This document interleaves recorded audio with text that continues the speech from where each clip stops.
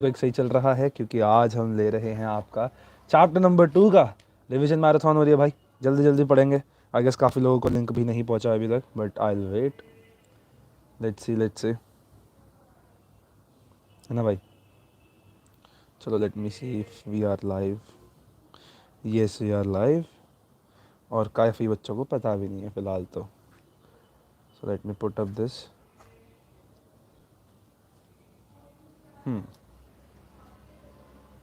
All right, sending the link.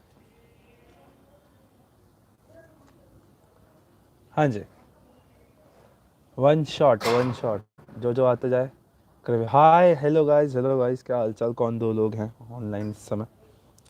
That is good. थोड़ी देर में हम शुरू करते हैं इसे, क्योंकि हमारे पास समय की कमी है और ये चैप्टर बहुत लंबा है, इसलिए इसकी मेहनत लगेगी थोड़ी, बट हम कर देंगे। और आज मैं बैठा हूँ धूप में, because why not.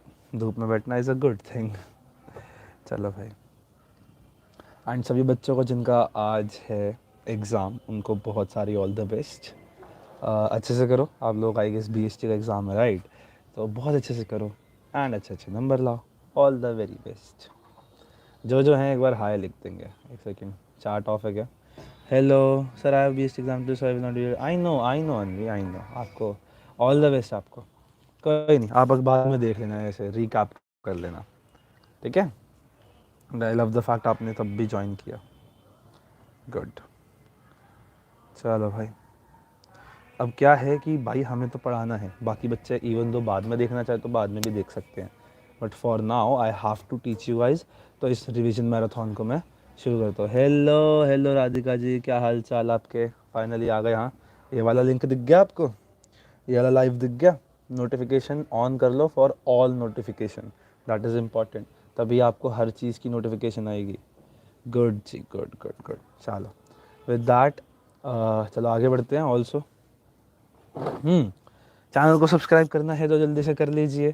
Chapter number 2 का वन शॉट का पार्ट 1 अभी है। अगर मैं आपको पूरा पूरा वो बताऊँ, ये है आज का शेड्यूल। अभी फर्स्ट चैप्टर नहीं किया complete, that's up to you बेटा। आप जैसे करना चाहते हो वैसे करो। आई वुड मोस्ट प्रोबेबली से कि टाइम से चलो, हो सके तो हमारे साथ चलो, बट करो, ठीक है?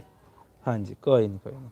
So this is our schedule for today, 8 December 2021। आज है पहला पार्ट 1 है इस समय 9:30 से 11 बजे का। उसके बाद चैप्टर 2 का वन शॉट का पार्ट 2 जो है वो 4 से 6 बजे होगा।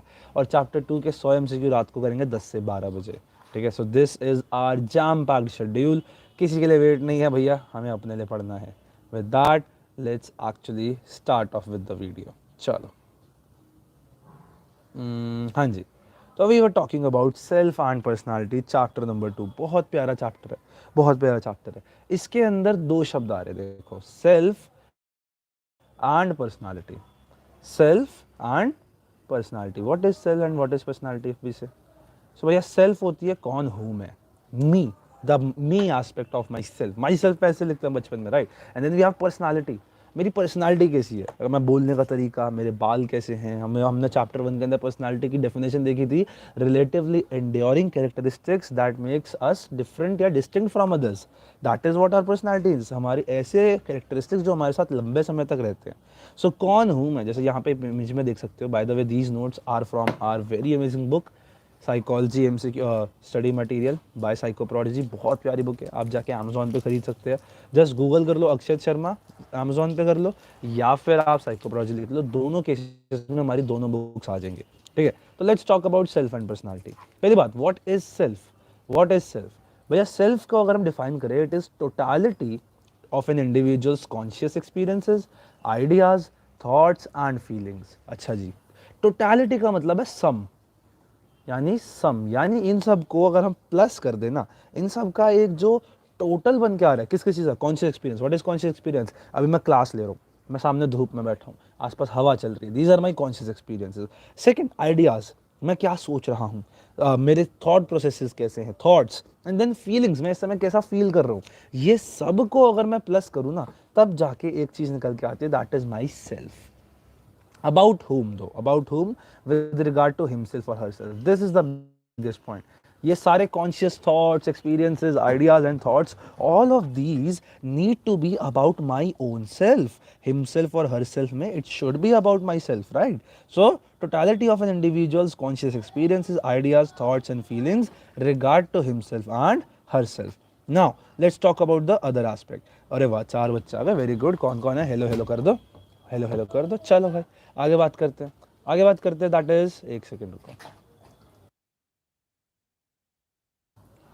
सो self as subject and object बहुत इंपॉर्टेंट है ये. एमसीक्यू परस्पेक्टिव से इजी क्वेश्चन रिलेटिवली इससे बन सकता है. Self as subject, self as object में से what is self as object and what is self as subject. तो ऑब्जेक्ट कोई भी चीज ऐसी जो अफेक्ट होती है, विच गेट्स अफेक्टेड. जैसे ये देखो, ये लड़की स्केयर्ड है, लेकिन हम स्केयर अपने आप नहीं हो जाते, किसी चीज की वजह से होते हैं. While self as subject is which does something, यानी डूअर ऑफ समथिंग, है ना. For example, I was scared, I was beaten, someone did something on the self. Very important. मैं डर गया या मुझे डराया गया. That ghost scared me. I was scared. Scared लेकिन किसी की वजह से, तो उस चीज ने मेरे को स्केयर किया, right. So that is why it is self as object, क्योंकि ऑब्जेक्ट पे कुछ काम हो रहा है. अगर मैं कहूँ आई स्टडी, तो I do something, self does something, तो self is a doer over here. That is why it is self as subject. While अगर मैं कहूँ I was made to write the exam for 3 straight hours, तो मेरे को वो exam लिखना लिखवाया गया मुझसे, या I was forced to do this, तो आपसे कुछ काम करवाया गया है. सिंस आपके ऊपर कुछ काम हुआ है या कुछ करवाया गया है, तो आप सेल्फ एज ऑब्जेक्ट हो जाते हो. बहुत अच्छा डिस्टिंक्शन आनी चाहिए इसके बीच में, इंपॉर्टेंट है. Then we talk about identity. Then we talk about identity. ये आइडेंटिटी क्या होती है भैया? तो आइडेंटिटी है कि एक होती है self, that is my self. देन मेरी आइडेंटिटी सोशल एस्पेक्ट में, कि मैं इस दुनिया को अपने आप को कैसे रिप्रेजेंट करता हूँ. उस रिप्रेजेंटेशन को हम क्या कहते हैं? आइडेंटिटी कहते हैं. All right.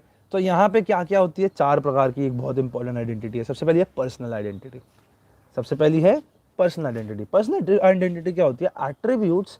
एट्रीब्यूट्स क्या होते हैं? ईदर ट्रेट्स और कैरेक्टरिस्टिक्स, दोनों नाम याद हो गए. ये अलग अलग सेम चीज के डिफरेंट डिफरेंट वर्ड्स है basically. So attributes of a person that makes him or her different from others. Very important. That is what is personal identity. For example, if I say I am a teacher, so that is my personal identity on this channel. क्यों? क्योंकि it is making me different from you guys because you guys are students, right? तो ये मेरी personal identity हो गई. अगर मैं कहूँ I play guitar, I am a guitarist, I am a Hindu, so that becomes my personal identity right now.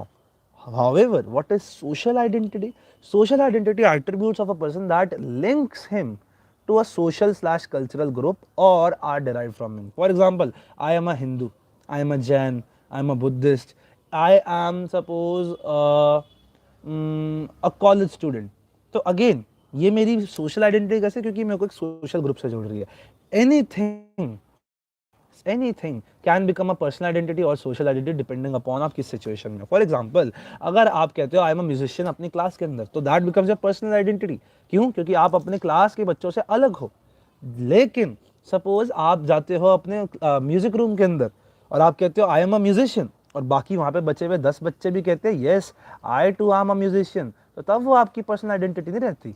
तब वो क्या बन जाती है? आपकी सोशल आइडेंटिटी बन जाती है, क्योंकि वो आपको लिंक कर रही है टू अ ग्रुप. हेलो खुशी जी, हेलो. हाँ जी. So it is linking you to a group of people, right. So that is why it is what it is your social identity. So social identity, personal identity, any trait can change between it depending upon the situation, है ना. अगर आप अपने school में कहते हो कि I am a suppose डीपीएसाइड, जो भी होता है, तो आप डीपीएस के अगर बच्चे हो अपने स्कूल में कह रहे हो, that is your social identity.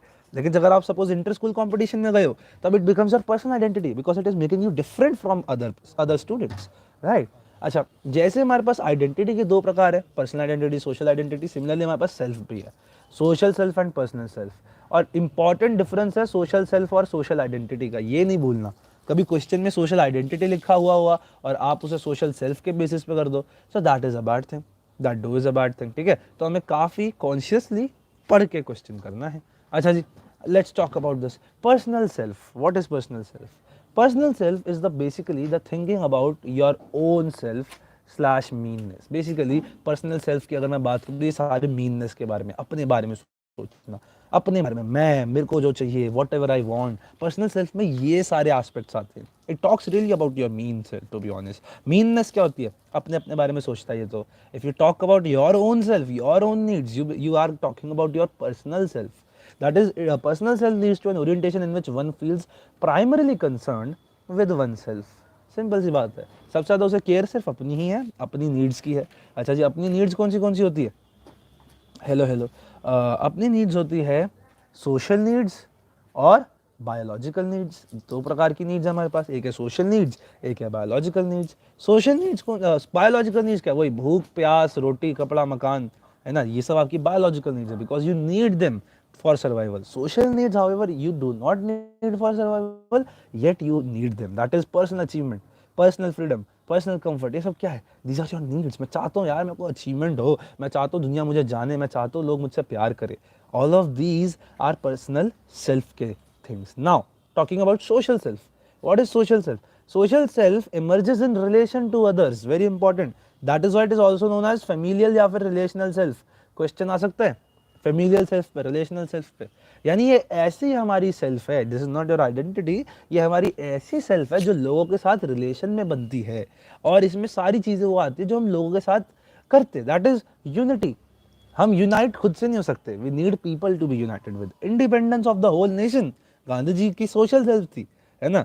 सबका साथ सबका विकास, that is a social identity का पार्ट। मेरा विकास, मेरा मेरा साथ, दैट बिकम्स पर्सनल आइडेंटिटी, क्योंकि you are now primarily concerned about your own self, you are primarily concerned about your own self, right. तो यूनिटी, इंडिपेंडेंस, सैक्रिफाइस किसी के लिए करते हैं, हम किसी के लिए करते हैं, है ना। सक्सेस के लिए भी करते हैं, success need sacrifice, right.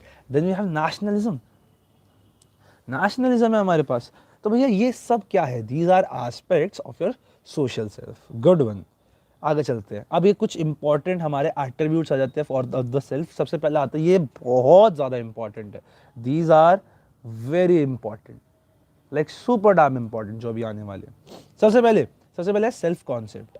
What is self-concept? The way we perceive ourselves and the ideas that we hold about our competencies and attributes. Very important. Self-concept क्या होता है? The way we perceive ourselves, जैसे हम अपने आप को देखते हैं, and the ideas, क्या हम सोच रखते हैं अपनी competency यानी मेरी abilities और मेरे attributes या मेरे traits के लिए। क्या मेरे बाल जो काले हैं, क्या वो अच्छी तरीके से है, क्या वो बुरे हैं, है ना। क्या मेरा हाइट छोटी है, क्या ये एक अच्छा एस्पेक्ट है, बुरा एस्पेक्ट है। The way we perceive our self, क्या मैं अपने आप को एक अच्छा इंसान मानता हूँ, क्या मैं अपने आप को एक बुरा इंसान मानता हूँ, ये मेरी परसेप्शन है about my self. For example यहाँ पे देखो, बच्चों की परसेप्शन क्या है? आई एम अ मैथ पर्सन, यानी मुझसे मैथ होती है। I am not a math person, मुझसे मैथ्स नहीं हो पाती। ठीक है भैया, सो ये इनका हो गया। फॉर एनी एट्रीब्यूट एक पॉजिटिव सेल्फ कॉन्सेप्ट हो सकता है, negative. For example singing, I am a bad singer, I am a good singer. If you say I am a bad singer, तो आपकी कैसी है? पॉजिटिव सेल्फ कॉन्सेप्ट है, negative self concept है? It is a negative self concept कि I am a bad singer, I am a bad singer. वहीं if you say कि I am a good singer, then it becomes your positive, that means you are a good singer, यानी positive self concept है ना।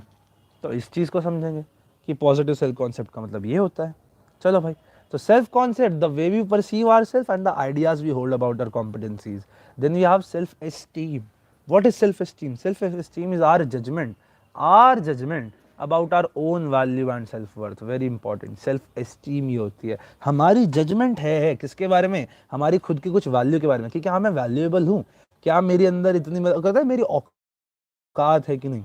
तो अपनी औकात का जो जान पहचान है कि क्या मेरी वो उतनी एबिलिटीज हैं, क्या मैं उतना वैल्यूएबल हूँ, मेरी वर्थ क्या है। So that is what we have in self esteem. कई लोगों की जिनकी सेल्फ एस्टीम लो होती है, वो क्या कहते हैं, यार मैं तो किसी काम का नहीं हूँ, I am good for nothing, nobody likes me, I don't want to talk to people, ये कहते हैं वो। तो ये होता है आपका सेल्फ एस्टीम का पार्ट, है ना। अब सेल्फ एस्टीम बनती कैसे है? How do our parents affect our self esteem? So अगर अगर पेरेंट्स नर्चरेंट होते हैं, बच्चे की प्यार करते हैं, बच्चे को हेल्प करते हैं, बच्चे को इंडिपेंडेंस सिखाते हैं, उस केस में बच्चे की हाई सेल्फ एस्टीम होती है।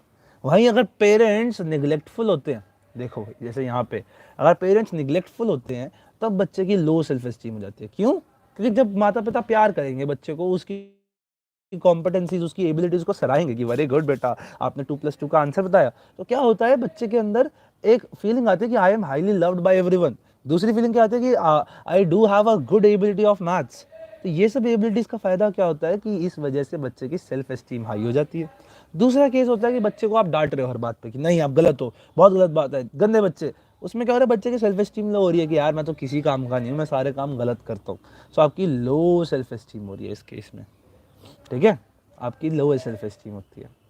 चलो अब एक इंपॉर्टेंट एस्पेक्ट आता है कि कब तक हमारी सेल्फ एस्टीम बन जाती है। तो देखा गया है कि by 7 years of age, by 7 years of age child self esteem is developed. Very important. आधे 99% बच्चे, 90% बच्चे इस समय सो रहे हैं, 90% बच्चे इस समय सो रहे हैं। तो जो सोवत है सो खोवत है, और जो जागत है सो पावत है। सिंपल सी बात है भैया, है ना। हाँ देखो सारी चलेगा, बट कोई नहीं, हमारा धर्म है पढ़ाना तो हम जरूर पढ़ाएंगे। और मैं जानता था कि सुबह वाले इसमें थोड़ी सी बसूड़ी तो होगी। By 7 years of age child की सेल्फ एस्टीम देखो 7 साल की उम्र में कहाँ कहाँ बन जाती है। अकेडमिक कॉम्पिटेंस, मैं पढ़ाई में कैसा हूँ। सोशल कॉम्पिटेंस, मेरे से लोग बात करते क्या, लोग मुझे पसंद करते क्या। फिजिकल एथलेटिक, क्या मैं भागने में अच्छा हूँ, जैसे मेरे को पता है मेरी फिजिकल एथलेटिक थोड़ी कम है। देन या फिजिकल अपीयरेंस, मैं दिखने में कैसा हूँ, क्या मैं अच्छा दिखता हूँ, क्या मैं बुरा दिखता हूँ। Does self esteem affect our behaviour? Surely yes. अगर आपकी सेल्फ एस्टीम लो होगी तो आप ऑब्वियसली न्यूरोटिक से रहोगे, आप बड़े इंट्रोवर्ट से रहोगे, है ना। For example high academic self esteem, अगर एक बच्चे को लगता है कि हाँ मैं कर सकता हूँ, it results in high academic performance. Very important. अगर आपको लगता है ना कि मैं कर सकता हूँ, मैं कर सकता हूँ, तो एक चीज याद रखना कि आप कर भी लोगे, कि आप कर भी लोगे। अगर आपको लगता है कि मैं कर सकता हूं तो आप कर भी लोगे, सिंपल सी बात है ना भाई। So high academic self esteem results in high academic performance. दूसरी बात, high self social self esteem, अगर आपको लगता है कि हाँ यार लोग मुझे पसंद करते हैं, तो एक्चुअल में लोग आपको ज्यादा पसंद करने लग जाएंगे। बताओ, that is so such a big social psychology का चीज।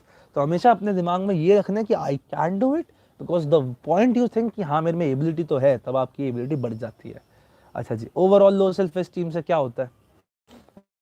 ओवरऑल लो सेल्फ एस्टीम से भैया एंग्जाइटी होती है, डिप्रेशन होता है, एंटी सोशल बिहेवियर बढ़ जाता है। ये सब किसका पार्ट है? आपको दिख रहा है जोकर, ये जो जोकर है, कैन यू अंडरस्टैंड कि ये सेल्फ सोशल, उसकी सेल्फ एस्टीम कितनी लो है? यस, बहुत लो है। अच्छा, दूसरी बात, पेरेंटिंग एंड सेल्फ एस्टीम। अगर वार्म और पॉजिटिव पेरेंटिंग है, अगर आपके माता पिता, अगेन जो मैंने बात बोली थी कि अगर माता पिता बच्चे की सराहना करते हैं, उसको प्यार करते हैं, उसकी नीड्स को जानते हैं, तो बच्चे की सेल्फ एस्टीम बढ़ती है, क्योंकि बच्चे को लगता है कि यार मैं तो कॉम्पिटेंट और वर्थवाइल हूँ, कि हाँ मेरे में बहुत सारी एबिलिटीज हैं, मैं कॉम्पिटेटिव हूँ, मेरे में एबिलिटीज है, मैं कुछ कर सकता हूँ जीवन में। वहीं पेरेंट्स अगर हर बात पे बच्चे की हेल्प करते रहते हैं, छोटे छोटे डिसीजन उसके खुद लेते हैं, तो क्या होता है, बच्चे की इंडिपेंडेंस गिर जाती है, उसे लगता है मैं खुद कुछ नहीं कर सकता। एंड द मोमेंट उसे लगता है कि मैं खुद कुछ नहीं कर सकता, उसकी सेल्फ एस्टीम लो हो जाती है, उसकी सेल्फ एस्टीम लो हो जाती है। चलो भाई, तो ये हमने पढ़ा सेल्फ एस्टीम। अभी पहले सबसे पहले क्या पढ़ा? Self concept, the way we perceive ourselves and the ideas we hold about our competencies. उसके बाद हमारा क्या है? सेल्फ एस्टीम है। What is self esteem? Self esteem our own judgment of our own values and self worth. उसके बाद what do we have? We have overall low self esteem की हमारे जीवन में कैसे बनती है। Now we have a very beautiful topic, that is self efficacy. Self efficacy, self efficacy is all about बंदे की ये सोच कि मैं कर सकता हूँ। अगेन ये सारे बहुत इंटरमिंगल्ड है, ये सारे बहुत इंटरमिंगल्ड है। देखो, सेल्फ कॉन्सेप्ट बताता है कि मेरी एबिलिटीज के बारे में मैं कैसा सोचता हूँ। सेल्फ स्टीम बताती है कि क्या मेरी कोई औकात है कि नहीं, क्या मैं कोई काम करने लायक हूँ कि नहीं। सेल्फ एफिकेसी बताती है कि हाँ मेरे पास वो एबिलिटीज हैं कि मैं इस काम को मजे से कर सकता हूं। That is the belief of a person that he has the right abilities या behavior required to perform a particular situation and to deal with a particular situation or perform in a particular task। ये होती है self efficacy. That is, एक बंदे का belief है कि हाँ क्या मैं कर सकता हूँ, हाँ मेरे को लगता है कि आई कैन डू इट, ठीक है जी। दैट ही और she has the ability slash behaviour required by a particular situation. Now high self efficacy of a person, अगर जिसकी हाई सेल्फ एफिकेसी होती है, ऐसे लोग सिंस उन्हें लगता है कि मैं कोई भी काम कर सकता हूँ, ये अपने एनवायरनमेंट को बहुत ज़्यादा इन्फ्लुएंस करते हैं। ये अपने मुकद्दर के सिकंदर होते हैं, ये अपना चॉइसेस खुद करते हैं, ये अपने एनवायरनमेंट को खुद शेप करते हैं। उसके बाद ऐसे लोग बड़े लेस फियरफुल होते हैं, ऐसे लोग बहुत लेस फियरफुल होते हैं। दूसरी बात, एग्जाम्पल, लेस फियरफुल भी होते हैं और ये एक बार कोई चीज़ ठान लेते हैं ना तो उसे करके छोड़ते हैं। तो example, they are found quitting smoking the moment they decide. ऐसे लोग जिनकी हाई सेल्फ एस्टीम होती है, क्या होता है द मोमेंट दे डिसाइड कि वो क्विट करना चाहते हैं smoking, they do quit it. और जो जो लोग हैं जिनका आज पेपर है बीएससी का, मैं उन्हें दिल से कहना चाहूँगा ऑल द वेरी बेस्ट। आप लोगों ने बहुत मेहनत करी है, आपने बहुत ज़्यादा मेहनत करी है, तो उस मेहनत को वेस्ट नहीं करने का, अच्छे से पढ़ाई करने का और अच्छे से रिवाइज वराइज करके जाने का और अच्छे अच्छे नंबर लाने का, because you can do it. That is your self efficacy, that you do. आपको बिलीव होना चाहिए कि मेरे पास सारी एबिलिटीज़ है to score 40 out of 40 in any subject and in BST also. ठीक है, सो आई होप आपको मेरी बातें समझ आ रही है। चलो भाई, उसके बाद हाई सेल्फ एफिकेसी वालों का ये है भैया, जिस मोमेंट पे वो सोच लेते हैं ना, उसी मोमेंट पे काम आ जाता है। Self efficacy is based on Albert Bandura social learning theory, also known as observation learning theory. कैसे बेस्ड है, आपको ये पूरा चैप्टर हमारा देख सकते हो, ओरिजिनल एक्सपेरिमेंट का हमने QR कोड डाला है। दिस इज इन आवर बहुत ही pretty book that is in psychology study material by Psychoprodigy. How to develop high self efficacy, कैसे डेवलप करें भैया? आर सोसाइटी और पेरेंट्स अगर वो हमारे पे ध्यान देंगे, अगर वो हमारी एबिलिटीज पे बिलीव करेंगे, तो हम भी बिलीव करेंगे, सेल्फ एफिकेसी बढ़ेगी। अगर हमारे पर्सनल पॉजिटिव एक्सपीरियंसेस होते हैं, this is what is very important. अगर आप मैथ्स में अच्छे अच्छे नंबर ला रहे हो, तो आपको पता है, आपको लगेगा कि मैं बोर्ड्स में अभी अच्छे नंबर ला सकता हूँ, है ना? क्योंकि अगर आपको लग रहा है तो आपको पता चल जाएगा कि आपके पास्ट अचीवमेंट्स ऑफ लाइफ है, तो आपकी सेल्फ एफिकेसी हाई। अनमोल जी, उसके बाद पॉजिटिव मॉडल्स ऑफ अचीवमेंट। आपने देखा यार, ये बंदा कर सकता है तो मैं क्यों नहीं कर सकता? If he can I too can. So these are some models. उसके बाद सेल्फ रेगुलेशन पे बात करते हैं। Self regulation is all about control, the control. तो self regulation are ability to organise and monitor our own behaviours, very important. Self regulation क्या होती है? Are ability to organise and monitor our own behaviours. हमारे ability, पहली बात तो अपने behaviour को ऑर्गेनाइज और मॉनिटर करना। पहली बात तो देखना कि मेरे बिहेवियर कैसे हैं, और दूसरी बात उसे ऑर्गेनाइज करना। फिर हाई सेल्फ रेगुलेशन वाले people being able to change our behaviour according to situational demands. कई लोग होते हैं ना, सिचुएशन के साथ अडाप्ट नहीं कर पाते, जैसे वो काम करते वैसे ही करते रहते हैं, बट कुछ लोग होते हैं उसके साथ चेंज होते जाते हैं। ठीक है जी। सूर्य प्रकाश मिश्रा जी, सर ये बीए के लिए है। देखो ये है तो अभी क्लास 12th के लिए, लेकिन ये सारे टॉपिक्स बीए में भी है। आपको सच बताऊं तो first year, second year, third year, masters में भी आ जाते हैं। ठीक है सूर्य जी, तो अगर आपको पढ़ना है तो श्योरली पढ़ो, बिकॉज ये आपको हेल्प तो करेगा। ठीक है, चलो। Are able to now change our behaviors according to situational demand. Then we have self control. Then we have self. अब देखो सेल्फ रेगुलेशन है ability to organise and monitor. Self control क्या कहता है कि लर्निंग टू डिले। देखो self control यही तो होता है, अपने आप पे कंट्रोल रखना। ये देखो कितना कंट्रोल करे बैठा है डॉगी, कितना कंट्रोल करे बैठा है। तो self control is learning to delay और defer gratification of need. Delay मतलब थोड़ी देर बाद खा लूंगा, और डिफर का मतलब कि मैं खाऊंगा ही नहीं। तो सेल्फ कंट्रोल होता है। ये एक ऐसी चीज जिसमें आई लैक अ लॉट। सो उस लैकिंग को हमें ठीक करना है कि भैया हम अगर किसी चीज के लिए लैक कर रहे हैं तो हमें उसे काम को भी पूरा करना है। बेटा हमने सारी बुक सजेस्ट कर रखी है, आप हमारे चैनल पे जाओ, there is a whole video about it, there is a whole video about it. ठीक है जी। तो self control is learning to delay, बाद में खा लूंगा, या डिफर कि खाऊंगा ही नहीं, ग्रेटिफिकेशन ऑफ नीड्स। कैसी? ऐसी मजेदार नीड्स। फिर सेल्फ कंट्रोल के टेक्निक्स। अब देखो आपका फोन की एडिक्शन हो रही है सपोज, और आप जानते हो कि पेपर आ रहे हैं, मैं फोन छोड़ना चाहता हूँ, तो क्या करें? तो सेल्फ कंट्रोल टेक्निक्स लगाएं। कैसे होगा? ये बहुत अच्छा प्रोसीजर है। सबसे पहले ऑब्जर्व करो अपना खुद का बिहेवियर कि भाई मैं कर क्या रहा हूँ, मैं कितना टाइम वेस्ट कर रहा हूँ, क्या मैं बहुत सारा टाइम वेस्ट कर रहा हूँ, या मैं थोड़ा बहुत टाइम वेस्ट कर रहा हूँ, क्या मैं टाइम वेस्ट को मैनेज कर सकता हूँ? तो ऑब्जर्व करो अपना behaviour, analyse how much time you are wasting. दूसरा सेल्फ इंस्ट्रक्शन। भैया खुद को फोर्स करो, खुद से बात करो, शीशे में खड़े होके खुद को समझाओ, बुक पे लिखो कि अभी तेरे को इतना टाइम पढ़ना है, तो do it, bloody do it. Then we have self reinforcement, that is reward yourself. जब कर लो ना तो खुद को रिवॉर्ड करो, लेकिन अगर नहीं करो तो पनिश भी करो कि भैया तूने नहीं किया, दिस इज बैड, और अब तेरी गलती हो रही है। ऐसे ऐसे you have to talk with yourself. ठीक है। सो इसके साथ हमने काफ़ी जल्दी जल्दी में एक बहुत मेजर टॉपिक को ख़त्म कर लिया। आई डिड नॉट फील कि ये इतनी जल्दी ख़त्म हो जाएगा। क्या बात है। Now let's talk about culture and self. Let's talk about culture and self. Culture and self में क्या है? There is boundary between self and others. यानी आप और आपका कल्चर कितना अलग अलग हो, और हर कल्चर के अंदर अंदर सेल्फ का जो पर्सपेक्टिव है वो कैसे है।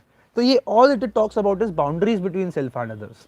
तो दो व्यूज है, एक है इंडियन व्यू, एक है western view. Indian view is all about हमारा सबका साथ सबका विकास और अपने बारे में भी सोचना। Western view is all about only अपने बारे में सोचना, ये थोड़े मीननेस की तरफ है। ये जो दो डायग्राम्स है वेरी इंपॉर्टेंट है। वेस्टर्न व्यू की बात करते हैं पहले। तो वेस्टर्न व्यू में क्या होता है, ये देखिए कि self and group exist as two different entities. ये देखो ग्रुप अलग है, सेल्फ अलग है, और इन दोनों के बीच में बहुत बड़ी डिस्टिंक्शन है। ये बहुत बड़ी डिस्टिंक्शन है दोनों के बीच में। नो ब्रदरहुड एवरीवन अलोन, सब अकेला चलो रे, सब इसमें अकेले हैं, कोई भाईचारा नहीं है। हमारे देश में तो फिर भी देखो कितना भाईचारा होता है, बट देयर इज नो भाईचारा है। Clearly fixed boundaries between self and group, very important. बहुत ही क्लियरली फिक्स्ड बाउंड्रीज होती है सेल्फ के बीच में और ग्रुप के बीच में। यानी ग्रुप अलग है और मैं अलग हूँ, इवन दो मैं ग्रुप का पार्ट हूँ, लेकिन मैं तब भी अपनी इंडिविजुअलिटी रखूंगा। That is members of group maintain their individuality. तभी तो क्रिकेट वगैरह जैसे गेम वहां बने थे, और कबड्डी जैसा होलिस्टिक गेम जिसमें सब एक ही टीम होते हैं, वो हमारे उसमें बना था। ठीक है, so members of a group maintain their individuality in western view. अच्छा, ऐसे कल्चर्स को क्या कहते हैं? ऐसे कल्चर्स को कहते हैं इंडिविजुअलिस्टिक कल्चर्स। क्या कहते हैं ऐसे कल्चर्स को? इंडिविजुअलिस्टिक कल्चर्स, जो कि इंडिविजुअलिज्म की तरफ है भैया, कि अपने बारे में सिर्फ सोच रहे हैं। सो एग्जांपल का इसका यूएसए, कनाडा, यूरोप, देखो जैसे को ट्रेड्स ऑफ इंडिविजुअलिस्टिक कल्चर बना रखे हैं हमने। अकेले रहते हैं, इंडिपेंडेंट होते हैं, सेल्फ सफिशिएंट होते हैं, किसी के साथ मिलते जुलते नहीं है ज्यादा। ग्रुप अलग है, मैं अलग हूँ, हम दो कंप्लीट डिफरेंट एंटिटीज है। Then we talk about Indian view. In Indian view there is no, देखो both remain in a state of peaceful coexistence, individual and group are not separated। देखो ये दो अलग एंटिटीज है, ग्रुप के अंदर individual है, और बाउंड्रीज फिक्स नहीं है, बढ़ते कम रहती है। That is shifting nature of boundary है between self and group. At time include others and cosmos. कई बार हम सोचते हैं कि यार मैं, मेरे अंदर पूरा ब्रह्मांड आता है, मेरे सारे दोस्त मेरे साथ आते हैं, मैं हूं, मेरे अंदर सब है। वहीं एक टाइम पे सिर्फ हम अपने बारे में सोचते हैं। तो ये बड़ा इंटरेस्टिंग है कि हमारे कल्चर के अंदर ग्रुप और इंडिविजुअल अलग तो है, लेकिन साथ भी है।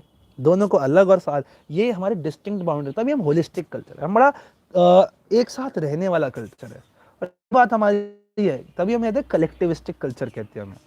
एग्जाम्पल क्या है? India, Asia, Africa. एशिया के अंदर बहुत सारे कलेक्टिविस्टिक कल्चर है, अफ्रीका में है, मतलब गरीब देशों में ऑब्वियसली आपको दिखेगा कि कलेक्टिविज्म ज्यादा है।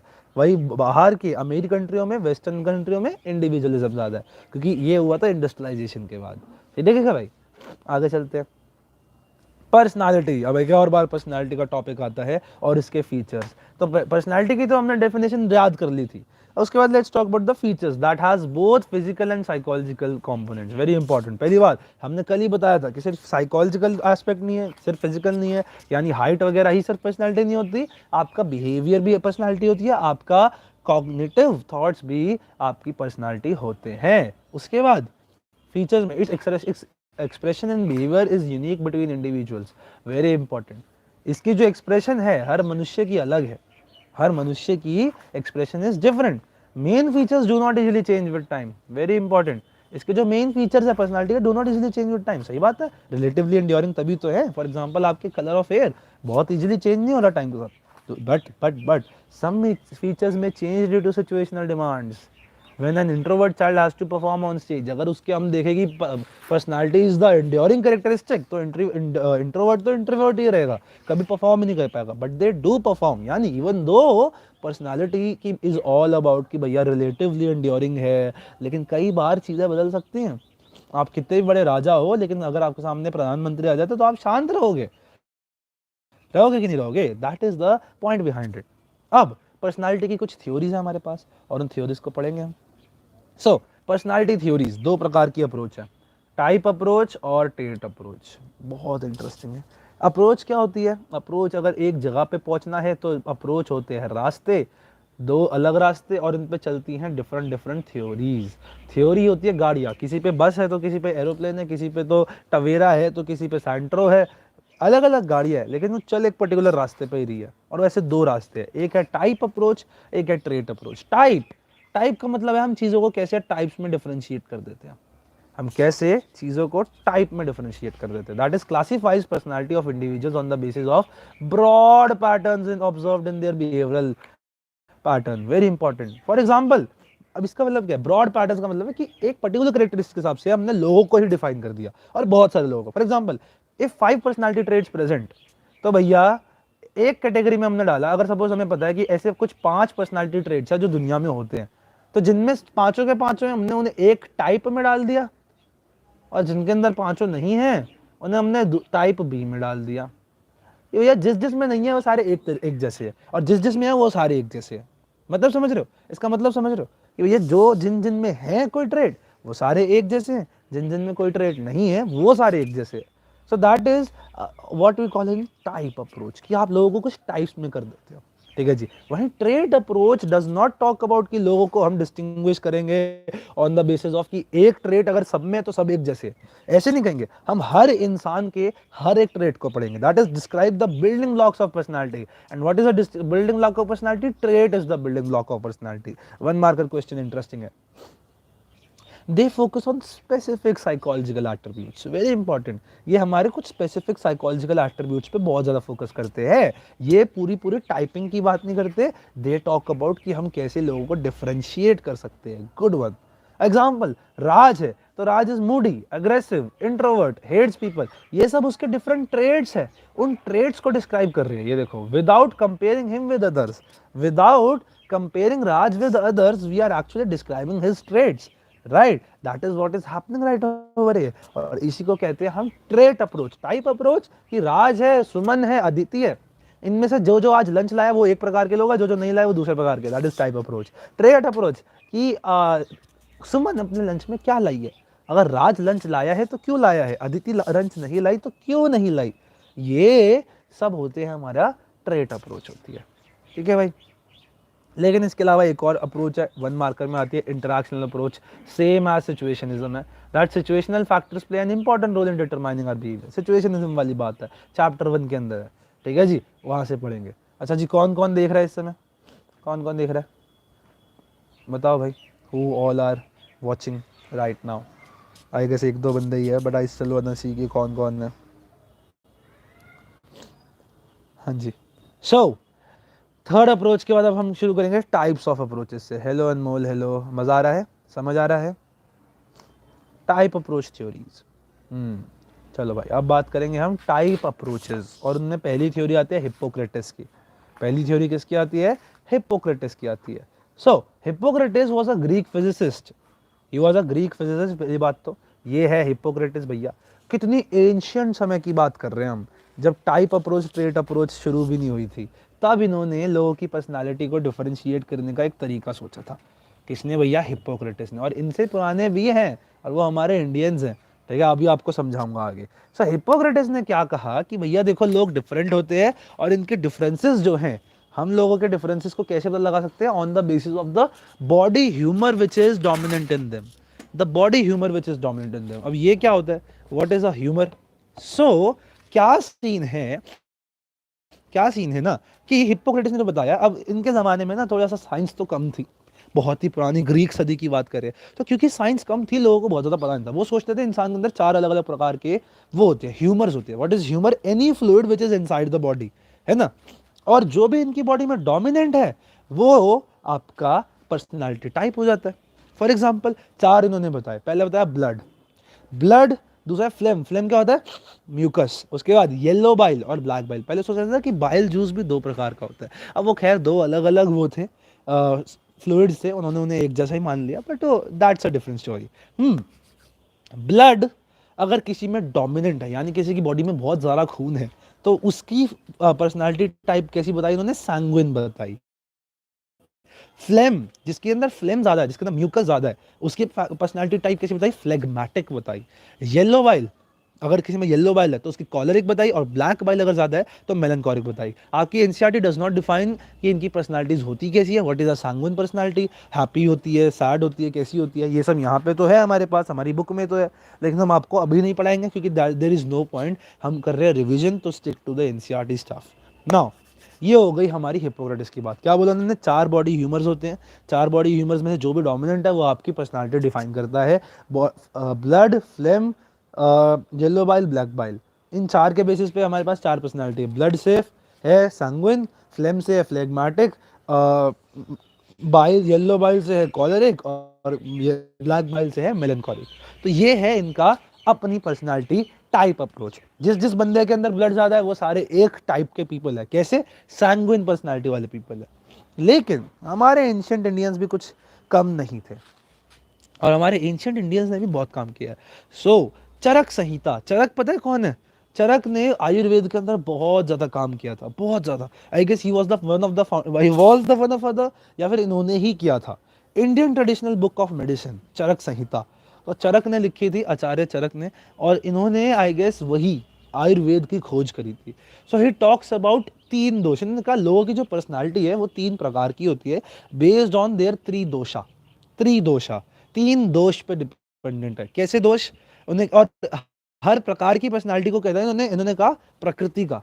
पर्सनालिटी को हिंदी में अगर आप देखोगे तो उसका हिंदी टर्म होता है प्रकृति। आपकी प्रकृति कैसी है? तो इन्होंने बताया कि हर मनुष्य की तीन प्रकार की प्रकृति हो सकती है, तीन प्रकार की पर्सनालिटी हो सकती है। क्या बेसिस है? हमारे हिप्पोक्रेटिस का बेस था बॉडी फ्लूइड, इनका बेस है एलिमेंट डोमिनेंट इन बॉडी। अब ये एलिमेंट्स क्या होते हैं? तो हमारी, अगर हम इंडियन फिलोसफी की बात करें और हम चाइनीज फिलोसफी की बात करें, जापानीज फिलोसफी की बात करें, तो यहाँ पर ना एलिमेंट्स की बहुत बात हुई है कि ये पूरी दुनिया कुछ पर्टिकुलर एलिमेंट से बनी है। और ये पांच तत्व होते हैं, फायर, वाटर, अर्थ, स्पेस और एयर। हाँ, फायर, वाटर, अर्थ, यूनिवर्स और क्या था, एयर। इन पांच तत्वों से दुनिया में हर चीज बनी हुई है। और उन्होंने बोला सिमिलरली हर इंसान भी इन तत्वों से बना है, लेकिन कोई तत्व किसी में ज्यादा होगा, कोई किसी में कम होगा। तो इस बेसिस पे कि कौन सा ज्यादा है कौन सा कम है, इन्होंने तीन प्रकार की पर्सनालिटी बताई चरक संहिता के अंदर। कौन सी बताई? वात, पित्त और कफ। वात, पित्त और कफ। और जिन जिन बच्चों का आज बीएसटी का पेपर है, मैं ऑल द बेस्ट बोलना चाहूंगा। चकदे फट्टे नब्दे गिल्ली, you can bloody do this, I know you can, you know you can. करते जाओ मेहनत, अच्छे अच्छे नंबर लाओ। नाउ तीन कौन सी प्रकृति बताई उन्होंने? वात प्रकृति, पित्त प्रकृति और कफ प्रकृति। यानी वात पर्सनालिटी, पित्त पर्सनालिटी और कफ पर्सनालिटी।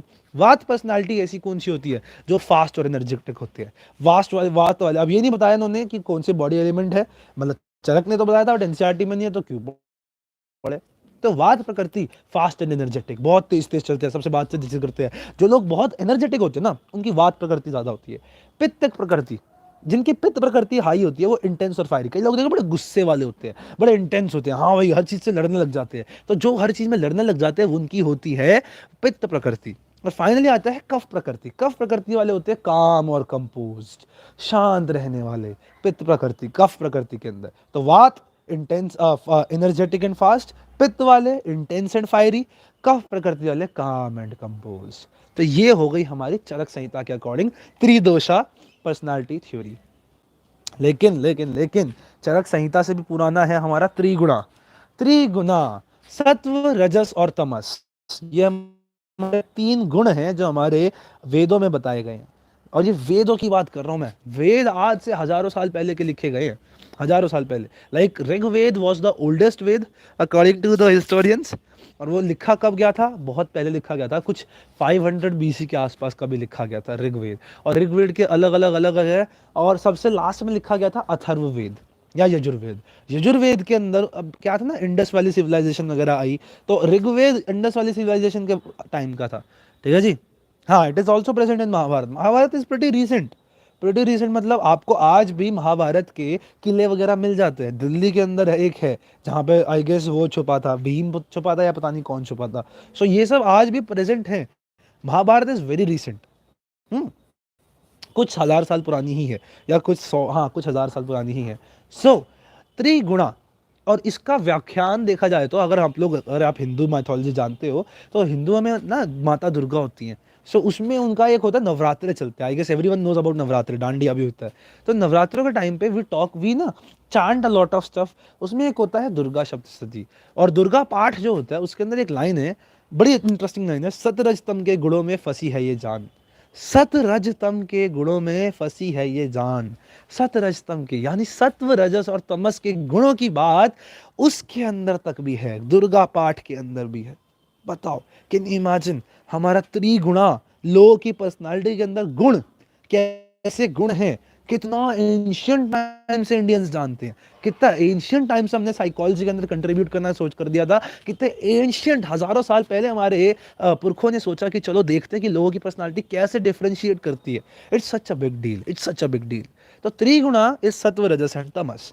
सत्व गुण कौन है? राम सिया राम, सिया राम जय जय राम। तो ये भैया राम जी हैं। अच्छा, किसी भी रिलीजियस उसके लिए कुछ नहीं है। Lord Krishna also says about these three, exactly exactly exactly. तो हमारा हजारों सालों से है इस चीज के बारे में, त्रिगुणा के बारे में। सत्व गुण किस में होते हैं?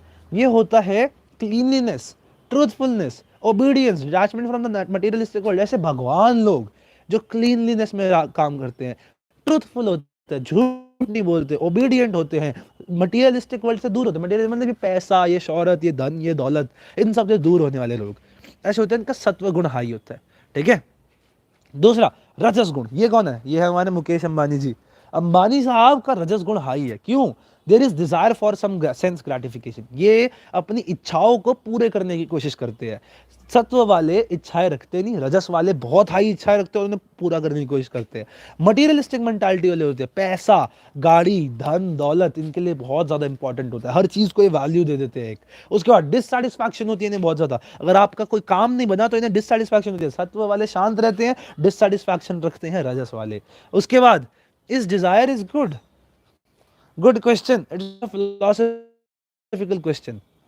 मैं तो कहूंगा for human desires are very important according to me. अगर आपके पास इच्छा नहीं होगी तो आप कोई कर्म नहीं करोगे, और अगर आप कर्म नहीं करोगे तो आप अपना मनुष्य के जीवन को ही छोड़ दोगे।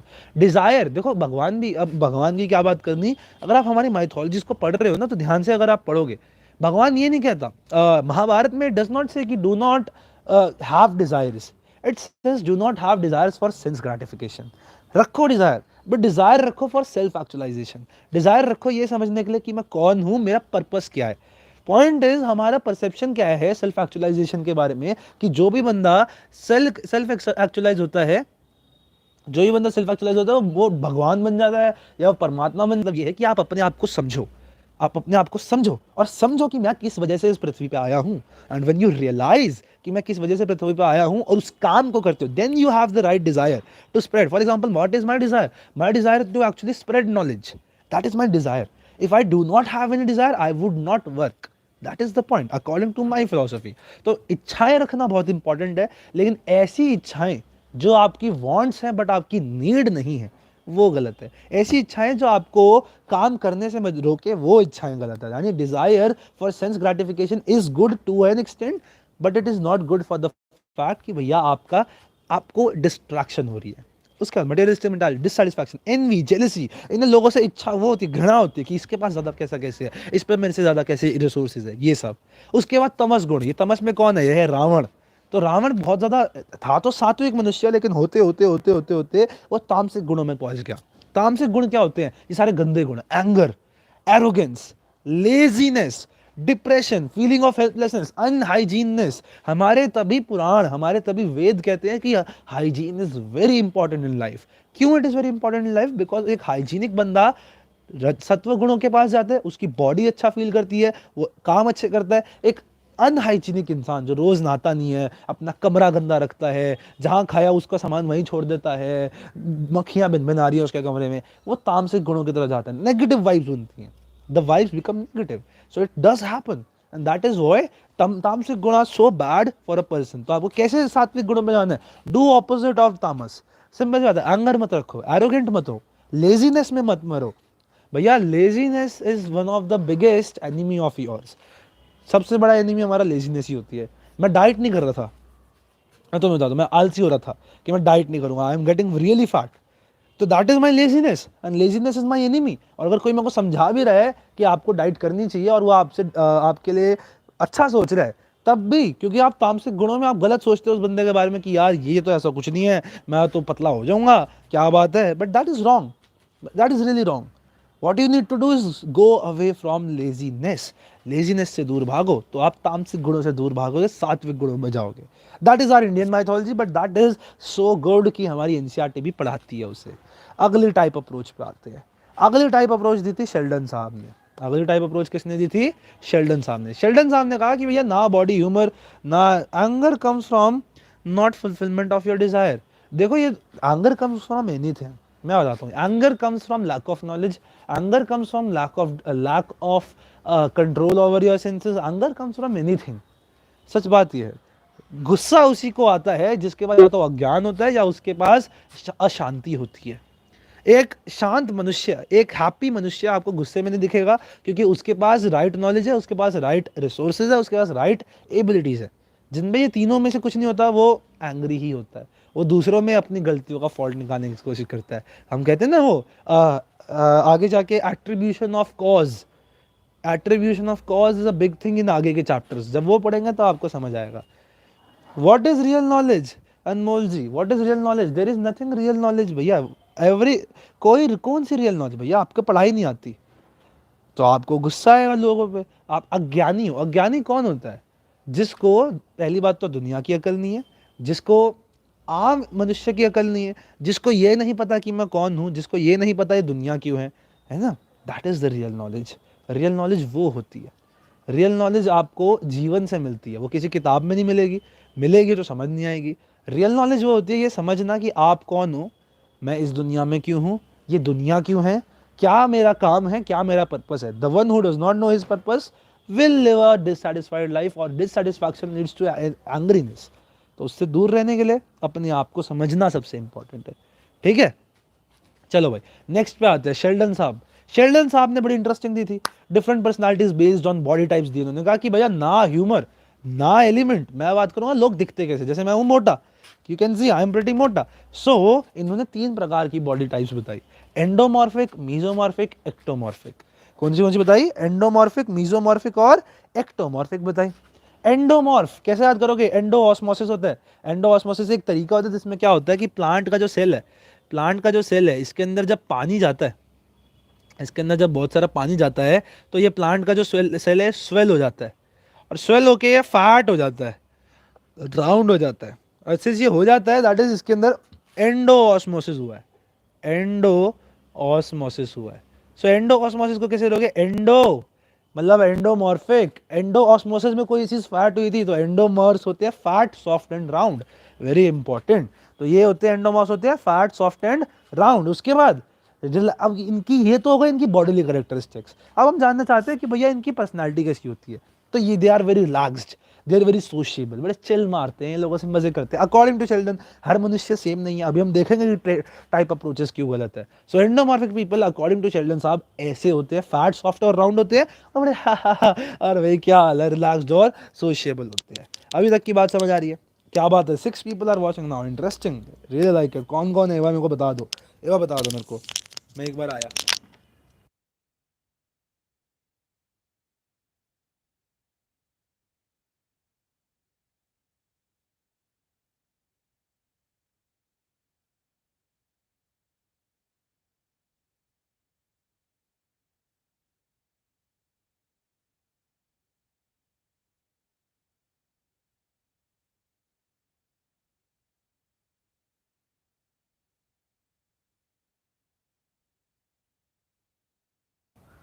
अमंगलहारी द्रवहु सुदशरथ जर बिहारी। चलो भाई शुरू करते हैं। तो एंडोमॉर्फ फैट, सॉफ्ट और राउंड, रिलैक्स और सोशिएबल। क्या हाल चाल है। उसके बाद मीजोमॉर्फ की बात करते हैं। M for meso, M for muscle, M for meso, M for muscle, ऐसे याद करो। तो भैया जिसके अंदर मसल ज्यादा होगी, ये मस्कुलर लोग, ये डोले शोले मारने वाले, इंग्लिश ठुमके दिल की रिदम पे। तो मीजोमॉर्फ जो होते हैं ये हाईली मस्कुलेचर होते हैं, इनका मस्कुलेचर बड़ा हाई है, देख रहे हो 6 पैक वगैरह लौंडे के, एकदम कतई बढ़िया से बने हुए। तो हाई मस्कुलेचर वाले लोग होते हैं, और ये बड़े करेजियस होते हैं, दे आर वेरी करेजियस। और क्योंकि ये करेजियस है ये बड़े एनर्जेटिक भी होते हैं। तो हाई मस्कुलेचर, हम इन्हें कहते हैं कि ये रेक्टेंगुलर बॉडी वाले। रेक्टेंगुलर क्यों कहते हैं? कंधे इनके ऐसे होते हैं तो इनका चौड़ाई आ जाती है। सो इनके कंधे और इनकी वो नीचे वाला हिस्सा क्योंकि एक सिमिलर शेप में है तो रेक्टेंगुलर हम कहते हैं इन्हें। सो हाई मस्कुलेचर होता है, but they are very courageous and energetic, बहुत करेजियस होते हैं और एनर्जेटिक भी होते हैं। उसके बाद एक्टोमॉर्फिक लोगों की बात करते हैं। एंडो मोटा, एक्टो मस्कुलर। तो ecto means thin and skinny. इन्होंने कहा कि ये लोग थिन और स्किनी होते हैं, लेकिन ये ब्रेनी और आर्टिस्टिक भी होते हैं। मेरी क्लास में एक लड़की थी पहले जो काफ़ी थिन थी, काफ़ी थिन थी, and bro she used to top, और बहुत ज़्यादा आर्टिस्टिक भी थी।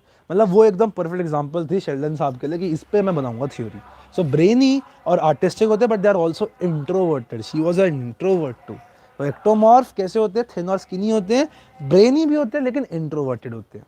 ठीक है, ये इनकी पर्सनालिटी के बारे में है शेल्डन साहब के अकॉर्डिंग। चलो भाई आगे चलते हैं। अब उसके बाद one of the most important वाला आ जाता है, that is Carl Jung. That is Carl Jung. इसे युंग कहना, ना कि जंग, है ना, युंग कहो इसे। तो कार्ल युंग साहब ने बताया ये one of the most common personality type approach, that is introvert versus extravert. Extravert है, very important, it is not extrovert, it is extravert, there is a A not an O. तो भैया अगर आप psychology के student हो, आपको तो ए नहीं बोलना, आपको तो ओ बोलना है, right. Introvert versus extravert. So introverts कौन होते हैं? अरे सबको पता है, जो अलोन रहना पसंद करते हैं, सोशिएबल कम होते हैं, लोगों से बातचीत कम करते हैं, do not like to be in social activities, social gathering में पसंद नहीं करते। इंट्रोवर्ट लोग वी ऑल नो कैसे होते हैं। अच्छा ये कार्ल यूंग है, बाय द वे, शक्ल देख लो, काफ़ी कूल इंसान है कार्ल यूंग। वहीं दूसरा है एक्सट्रावर्ट। एक्स्ट्रावर्ट कौन होते हैं? ऐसे लोग जो हाईली सोशिएबल है, जो बहुत सोशल है, लोगों से बातचीत करने में मज़ा आता है, लोगों के साथ ग्रुप्स में रहना पसंद है, एक्टिविटीज़ करना पसंद है, ये एक्स्ट्रावर्ट होते हैं, लोगों के साथ घुलने मिलने वाले। इंट्रोवर्ट्स जो लोगों के साथ रहते हैं, और एक्स्ट्रावर्ट जो लोगों से दूर दूर, सॉरी इंट्रोवर्ट जो लोगों से दूर रहते हैं, एक्स्ट्रावर्ट जो लोगों के साथ रहते हैं। तो बड़ा ईजी है कार्ल युंग का इंट्रोवर्ट वर्सेज एक्स्ट्रावर्ट याद करना इंपॉर्टेंट है। Then we talk about Friedman and Rosenman, दोनों वर कार्डियोलॉजिस्ट। बहुत इंटरेस्टिंग उन्होंने थ्योरी दी, इन्होंने दी टाइप ABCD थ्योरी। सबसे पहले इन्होंने बताई कि देयर आर 4 प्रकार की पर्सनालिटी, 4 टाइप की personality, type A, type B, type C, type D। कैसे पता लगाया इन्होंने? ये दोनों कार्डियोलॉजिस्ट थे, तो इनका अपना एक वो था, क्लिनिक था। इन्होंने देखा कि क्लिनिक की कुछ पर्टिकुलर सीटें ज़्यादा घिसनी है। हम बैठते हैं ना बाहर क्लिनिक के बाहर, अब इंडिया में तो लोहे की सीट्स होती है, बाहर अच्छी गद्देदार भी होती है।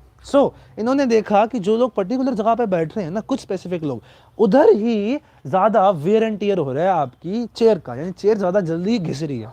तो जो चेयर ज़्यादा घिस रही थी, इन्होंने देखा उस चेयर पे बंदे कौन बैठते हैं, और इन्होंने देखा जो बंदे बैठते हैं वो उनकी पर्सनालिटी कैसी है, और उस बेसिस पे इन्होंने बताए टाइप A पर्सनालिटी। और ऐसी तो मेरी मम्मी की पर्सनालिटी है, टाइप ए पर्सनालिटी। ऐसे लोग हमेशा हरी में होते हैं, हमेशा बहुत जल्दी में होते हैं, हमेशा बर्डन कर लेते हैं अपने आप को बहुत सारे काम के साथ। कभी भी इनके लिए फ्री बैठना बहुत दिक्कत होती है ना, रिलैक्स करना बहुत दिक्कत है। एक दिन की ट्रिप पे भेज दो, यार मुझे काम करना है यार। ऑलवेज हाई ऑन मोटिवेशन होते हैं, बहुत ज़्यादा हाई ऑन मोटिवेशन है इनके लिए। रिलैक्स करना मुश्किल है, छुट्टी लेना is a challenge for themselves. हमेशा काम करते रहते हैं, हमेशा एनर्जी में हाई होते हैं, बर्डन कर लेते हैं खुद को बहुत सारे वर्क के साथ, है ना। सो इनकी टाइप ए पर्सनालिटी होती है। लेकिन दिक्कत क्या है कि ऐसे लोग एक पर्टिकुलर डिजीज यानी हाइपर हार्ट रिलेटेड डिजीजेस के लिए बहुत ज़्यादा प्रोन होते हैं। For example hypertension and CAD, coronary artery diseases, ठीक है, तो ये उसके लिए बहुत ज़्यादा होते हैं।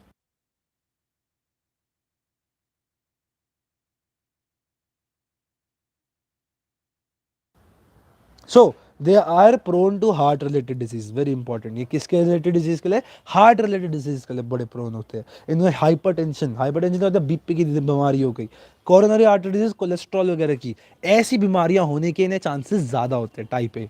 Type B completely opposite to type A, chill मारते हैं, चिल करेंगे, खुद को बर्डन नहीं करते, ऑपोजिट है। अब जो बंदा चिल मारेगा उसे कोई बीमारी होगी क्या? नहीं होगी। Finds ways to relax, easy going होते हैं, और इन्हें कोई डिजीज के लिए आज सच कोई प्रोन भी नहीं होता है ना। फिर बात करते हैं टाइप C। C के लिए कौन सी कोई बीमारी बताओ? C से, C स्टैंड्स फॉर कैंसर। तो C, type C stands for cancer. ऐसे लोग कैंसर के लिए प्रोन होते हैं।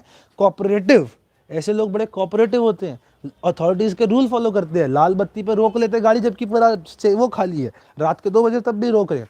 हाइड नेगेटिव इमोशन, जैसे लोग अपने नेगेटिव इमोशन हटाते हैं और सबमिसिव होते हैं बहुत ज़्यादा। अब अपनी कोई पर्सनालिटी इतनी छुपा के रखेगा तो उसको नेगेटिव इमोशंस तो और ज़्यादा बनेंगे। दैट इज़ वाई इनके टाइप C पर्सनालिटी होती है। C stands for cancer over here. एक मूवी है 10वें दानिया, 10वें दानिया, बहुत ही प्यारी मूवी है, एंड उसके ऊपर टाइप C पर्सनालिटी बहुत ज़्यादा आप उसमें मूवी में देख सकते हो। इंडियन मूवी है, हिंदी मूवी है, 10वें दानिया। इट इज़ मेड, 10वें दानिया इज़ अ रशियन वर्ड, ठीक है जी। उसके बाद let's talk about type D। D stands for depression. Depression कैसे लोगों को होगा भैया? जो ग्लूमी पर्सनालिटी है, जिनकी जिनकी फियरफुल पर्सनालिटी, हमेशा छुपे छुपे रहते हैं, घुले घुले रहते हैं, फियरफुल होते हैं बहुत ज़्यादा, वरीसम होते हैं, हमेशा बहुत वरी करते हैं ये, है ना। ऐसी पर्सनालिटी वाले लोगों को टाइप डी पर्सनालिटी में कैटेगराइज किया, और इनको डिप्रेशन भी हो सकता है, इन्हें डिप्रेशन भी हो सकता है। ग्रेट ग्रेट ग्रेट, 4 लोग स्टिल आर वाचिंग नाउ। एक चीज़ बताओ मेरे को कि ये टाइप अप्रोच की दिक्कत क्या है? टाइप, आप कौन सी टाइप की पर्सनालिटी हो? पहले तो मेरे को ये बताओ, which type of personality are you? बताओ।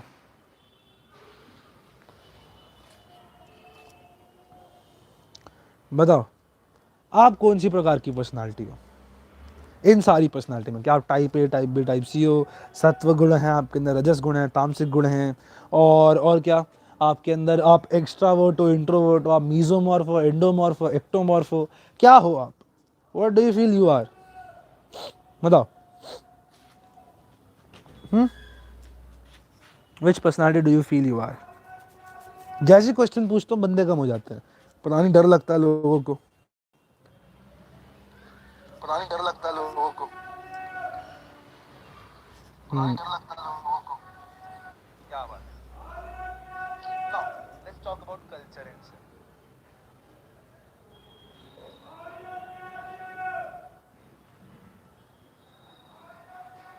लिटरली आलू प्याज लो आ रहा है भाई, नहीं लेने आलू प्याज भाई तेरे, आने दो भाई, नहीं लेने आलू प्याज भाई तेरे। वाह भाई, वाह भाई, वाह, वाह भाई, वाह। चलो भाई, कोई नहीं भाई, मैं अपने हिसाब से बताऊं, I am somewhat of a type A personality, थोड़ा बहुत मैं एक्स्ट्रावर्ट भी हूँ। दिक्कत देखो टाइप्स ऑफ पर्सनालिटी की है, टाइप अप्रोच की, कि हर मनुष्य एक जैसा नहीं होता। हर मनुष्य टाइप ए पर्सनालिटी के सारे करेक्टर से हो सकता है वो एनर्जेटिक हो, ऑलवेज हरी में रहता हो, अपने आप को प्रॉब्लम में डाल देता हो, लेकिन वो बड़ा ग्लूमी हो, बड़ा डिप्रेसिव हो, बड़ा फियरफुल हो, तो टाइप ए और टाइप डी एक साथ है, ऐसा तो हम नहीं कर सकते। तो हर बंदे के अंदर एग्जैक्टली वही कैरेक्टरिस्टिक्स हो, that is a little difficult, and that is why type approaches are criticized also, कि भैया ये थोड़ा सा ना ज्यादा हर मनुष्य को एक चीज में करते हैं, लोगों के ट्रेट अलग होते हैं। चलो भाई, उसके बाद आगे चलते हैं। Let's talk about trait approach. Let's talk about what? Let's talk about trait approach. Trait approach का भैया पायनियर कौन है? गॉर्डन आलपोर्ट साहब है, वेरी इंपॉर्टेंट। ये गॉर्डन आलपोर्ट है, शक्ल देख लो। गॉर्डन आलपोर्ट साहब is known as the pioneer, मतलब महारथी ट्रेट अप्रोच का, सबसे ज्यादा इन्होंने काम किया ट्रेट अप्रोच के ऊपर। Now he talked about 3 types of traits. Gordon Allport ने क्या कहा? 3 प्रकार के ट्रेड्स के ऊपर इन्होंने काम किया। कौन से? अब देखो आगे हम ट्रेट अप्रोचेस में आ चुके हैं, टाइप अप्रोच खत्म हो चुकी है, अब हम एक एक ट्रेड को डिफाइन करेंगे। गॉर्डन आलपोर्ट ने 3 प्रकार के ट्रेड बताए: कार्डिनल ट्रेड, सेकेंडरी ट्रेड और सेंट्रल ट्रेड। कार्डिनल ट्रेड एक ऐसा ट्रेड होता है, ऐसे एक जनरलाइज, हाईली जनरलाइज डिस्पोजिशन, यानी present in every aspect of one's life, ऐसी चीज जो आपके जीवन में हर एक क्वेश्चन के लिए, हर एक सॉल्यूशन में, हर एक चीज के अंदर it is present, it is present. इतना ज्यादा हाईली जनरलाइज है, मतलब आपके जीवन में हर जगह। For example indicates the goal around which the one's whole life seems to revolve, very important. Cardinal trait एक ऐसा गोल होता है जिसके आसपास एक मनुष्य की पूरी जिंदगी लगता है कि रिवॉल्व हो रही है, पूरी की पूरी जिंदगी रिवॉल्व होते हुए दिखती है। तो that is what? That is a cardinal trait. Now for example Mahatma Gandhi का कार्डिनल ट्रेट क्या था? नॉन वायलेंस था यार। इनकी पूरी जीवन में इन्होंने नॉन वायलेंस के आसपास काम किया। ये अफ्रीका में थे, वहाँ काम किया, इन्होंने इंडिया में काम किया, इन्होंने डांडी मार्च करी, इन्होंने वो बहुत सारी जगहों पे काम किया। तो ये सब नॉन वायलेंस इन्होंने वो किया, साइमन गो बैक का काम करवाया, ये हर जगह पे इन्होंने नॉन वायलेंस का साथ दिया। तो non violence, not independence, was his cardinal trait. Non violence was his cardinal trait. Hitler का क्या था? हिटलर का नाजिज्म था। हिटलर का क्या था? नाजिज्म था। पॉइंट इज हमें अपना कार्डिनल ट्रेट पता होना चाहिए कि what is my one goal जिसके आसपास मेरी पूरी जिंदगी रिवॉल्व करेगी। फॉर एग्जांपल मेरा है ज्ञान बांटना, I want to spread knowledge, इसलिए मैं ऐसी फील्ड्स में जाना चाहता हूँ जिसमें मैं नॉलेज स्प्रेड करूँ। That is my cardinal trait. The moment you find your cardinal trait is the moment you actually go one step towards self actualization. ठीक है, तो अपने आप को समझना है, इसलिए इंपॉर्टेंट है। आगे चलते हैं। Central trait. Central trait, cardinal trait ऐसे जिसके आसपास पूरी होल लाइफ रिवॉल्व करते हैं। सेंट्रल ट्रेट ऐसे होते हैं जो आपको बताते तो हैं लेकिन बहुत ज्यादा जनरलाइज नहीं है, लेस परवेसिव होते हैं।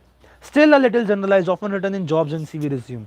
भैया ऐसी चीजें, ऐसे आपकी बारे में फीचर्स जो अपने रिज्यूम में लिखते हो, I am a good human, good communication skills, I have a good personality, है ना, क्रिएटिव हूँ मैं, फ्रेंडली हूँ, हेल्पफुल हूँ, अग्रीएबल हूँ, ये सब के सब क्या बताते हैं? योर सेंट्रल ट्रेट होते हैं। जो भी आप अपने बारे में बोलते हो, I am a guitarist is a central trait, लेकिन उसके बाद कहते हैं I like to watch movies, this is not a central trait, this is a secondary trait, it is the least generalize. इसका कोई आपके जीवन में बहुत ज्यादा फायदा नहीं है। If you don't like to eat tinde, it does not matter. आपको टिंडे खाना पसंद नहीं है तो मैं क्या करूं, है ना? तो दैट इज द पॉइंट है। ठीक है, सो अगर आपको टिंडे खाना पसंद नहीं है, that is a secondary trade, that is likes and dislikes of a person. तो कार्डिनल ट्रेट ऐसा एक चीज जिसके आसपास पूरी होल लाइफ रिवॉल्व कर रही है। सेंट्रल ट्रेट्स ऐसे ट्रेट्स जिसके आसपास आपको जीवन तो रिवॉल्व नहीं कर रहा, लेकिन वो आपको बहुत ऐसे एक्सप्लेन करते हैं, रिज्यूम में लिखते हो, आप अपने बारे में कैरेक्टरिस्टिक्स में बताते हो उसे। Then we have the secondary traits, ऐसे ट्रेट जो कि लीस्ट जनरलाइज है, जो जनरलाइज बहुत कम है, और ये हमारी लाइक्स और डिसलाइक्स के बारे में बात करते हैं कि what are my likes, what are my dislikes. ठीक है, तो ये पॉइंट यहाँ पे आता है। उसके बाद let's talk about the next type approach, sorry trait approach. What is the next trait approach? Raymond कटेल की है। किसकी है? रेमंड कटेल की। बहुत इंटरेस्टिंग है। रेमंड कटेल साहब ने भी बहुत काम किया। इन्होंने पहले तो नहीं थे, बट ये फैक्टर एनालिसिस का यूज़ किया। बहुत ही इंपॉर्टेंट स्टेटिस्टिकल टूल है जो हम साइकोलॉजिकल टेस्टिंग एंड मेजरमेंट में यूज़ करते हैं। फैक्टर एनालिसिस बहुत ज़्यादा इंपॉर्टेंट है। आप अपनी मास्टर्स में जाते हो, आप अपने BA थर्ड ईयर में जाते हो, आपका हर जगह पे ये यूज़ होता है। सो रेमंड कटेल ने फैक्टर एनालिसिस यूज़ करी, it is a statistical technique to find out common traits in people. इन्होंने देखा कि हर बंदे को ढूंढा और कम से कम बहुत सारे हजारों लोगों को देखा, उनके सारे ट्रेड्स लिख लिए और उन सारे ट्रेड्स को ना एक साथ करके उनमें पैटर्न देखा कि क्या क्या चीज़ सिमिलर है। Can you imagine, lakhs of trade में से निकाल के उन्होंने 16 प्राइमरी ट्रेड्स निकाल दिए। बताओ, इन्होंने 16 प्राइमरी ट्रेड्स निकाल दिए। हजारों ट्रेड्स के अंदर में से सिर्फ 16 जो हर पर्सनालिटी के अंदर होते हैं, मतलब वो ऑब्वियसली ऊपर नीचे होते हैं, बट कम ज़्यादा होते हैं, बट होते हैं। तो 16 प्राइमरी ट्रेड्स बताए।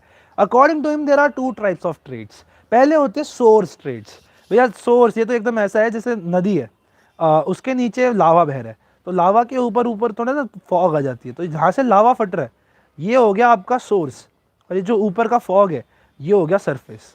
नाउ सोर्स ट्रेड्स कौन से हैं? 10-16 प्राइमरी ट्रेड्स जो इन्होंने देखे थे, वो है सोर्स हर चीज का। उनके इंटरमिंगल होने से अलग अलग नए ट्रेड्स बनते हैं, result from their interaction of source trait which are the surface trades.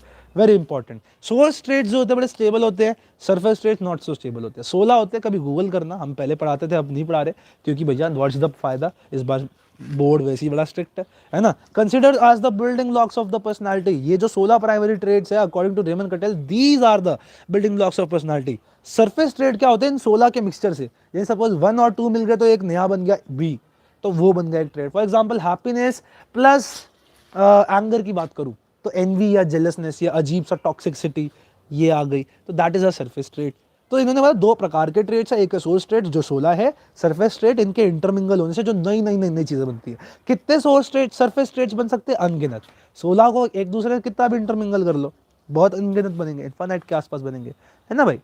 चलो, रेमंड कटेल गेव अब अपने 16 ट्रेड्स के ऊपर लोगों के अंदर टेस्ट करने के लिए उन्होंने क्वेश्चनियर बनाया 16 PFQ, that is 16 personality factor questionnaire which is a personality test. Important है, 1 मार्कर है और बहुत इंपॉर्टेंट भी है।